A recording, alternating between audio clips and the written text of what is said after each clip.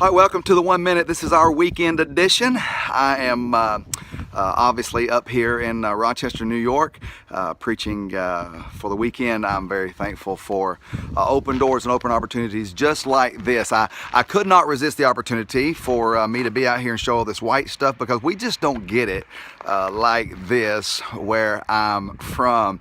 And just a minute ago, it was blowing very pretty for the southern folk, though the northern folks say this stuff is enough, get it out of here.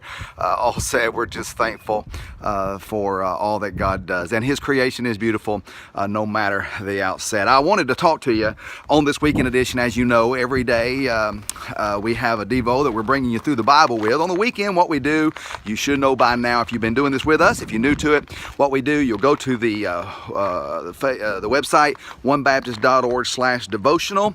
You'll go there and you'll see the breakdown, as it were, of you'll see the breakdown where it has Saturday reflection and Sunday preparation. I don't know if you've done that, but I would really encourage you to do it. And I say that because as you go to it, what you'll do, it'll cause you to meditate and reflect on that which we've seen and that which we should have learned, and whether or not we're applying it to our life. The preparation prepares you for next week as you are preparing for that and looking forward to that. But I will say again that, man, the more we get and we do nothing with, the more we will certainly stand accountable for. So, some very serious topics, hadn't it been? Some very serious stuff we have talked about in this book of Numbers, about our walk.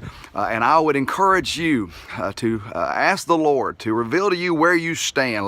Let's just be honest. I don't even think it takes a lot of thought for us to just be honest about where we're at in following the Lord. And that's what I want to spend the balance of this little minutes of video time to you, because in the passage of reflection that I looked at over this past week, I'm reminded there where it talks about Joshua and Caleb, and the verse is Numbers 32 and verse 12, where it's talking about Joshua and Caleb, and it says, God has preserved in His book that those men who experienced what God pulled them out of Egypt to experience, the reason He delivered them, He says about those individuals that they wholly followed the Lord. He has preserved in His book that they wholly followed the Lord. I've pondered this judgment seat accounting a lot this past week, and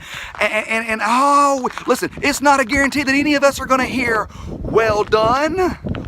How could we possibly have lived a life of not following the Lord and expect that there's going to be this pronouncement of, well done, my good and faithful servant?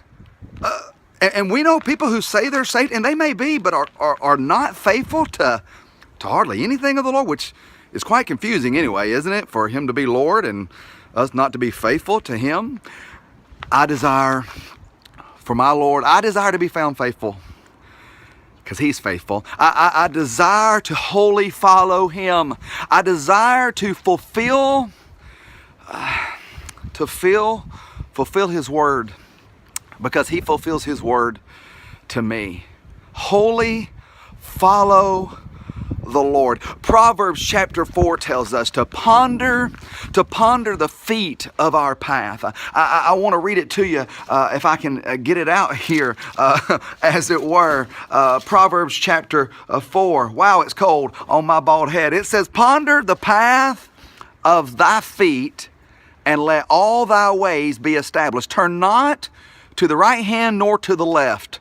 Remove thy foot from evil. I dare say that in examination today of whether we are wholly following the Lord, it may need to begin by pondering the direction of our feet and seeing if that path is led by a word that's a lamp unto our feet and a light unto our path that will always lead us to following Him. I hope you have a great weekend. Get in that reflection, get prepared for next week, and I'll see you Monday morning. God bless.